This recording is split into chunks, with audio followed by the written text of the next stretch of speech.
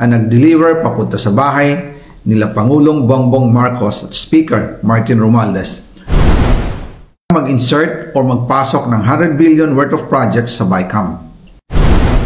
Sana po ay hindi nila ako mapatay bago ko mailabas ang lahat. Ginawa ko lang ang utos sa akin, pero ngayon, handa na akong harapin ang lahat. Ginagamit ng administrasyon ang buong resources ng bansa para tumahimik ako. That he will shoot me if I will talk. Gagamitin ako bilang panakipbutas sa kanilang kampanya laban sa korupsyon. Hindi na ako mananahimik, ilalabas ko ang lahat ng katotohanan. May resibo, may ebidensya, at may pangalan. Again, I informed the Speaker and asked clearance about the instructions ng Pangulo. At ang sabi niya, wala tayong magagawa. Kaya po nagtataka ako kung bakit sinasabi ni Pangulo na hindi niya makilala ang budget, samantalang lahat na binawas at dinagdag sa mga ahensya ng gobyerno ay humihingi ng approval sa kanya si Sec. Mina Pangandaman. Bago namin ginawa o tinapos ni Senator Chis Escudero during the BICAM. Sinabi pa ni Sec. Mina, everything is cleared with the President, basta importante, pasok ang pondo na request ng Pangulo.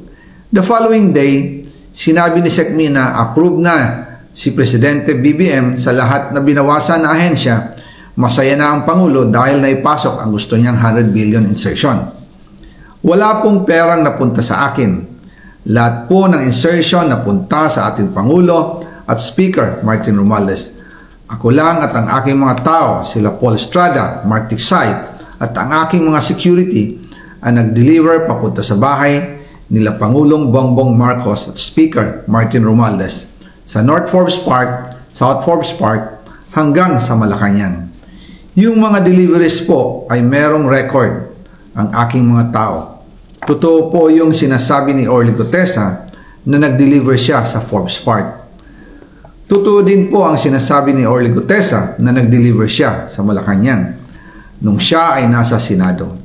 Para mapatunayan ang mga litrato na deliveries ay ilalabas ko po together with this video.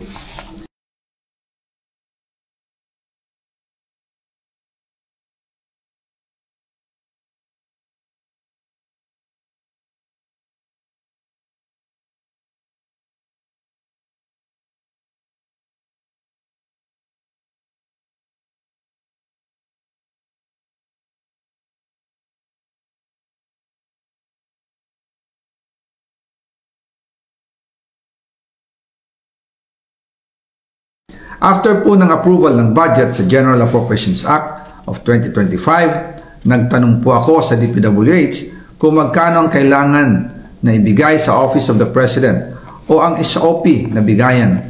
Ang sinagot sa akin ay 25%. Ang ibig sabihin nito, 25% ng 100 billion ang SOP na kailangan ibigay kay BBM mismo.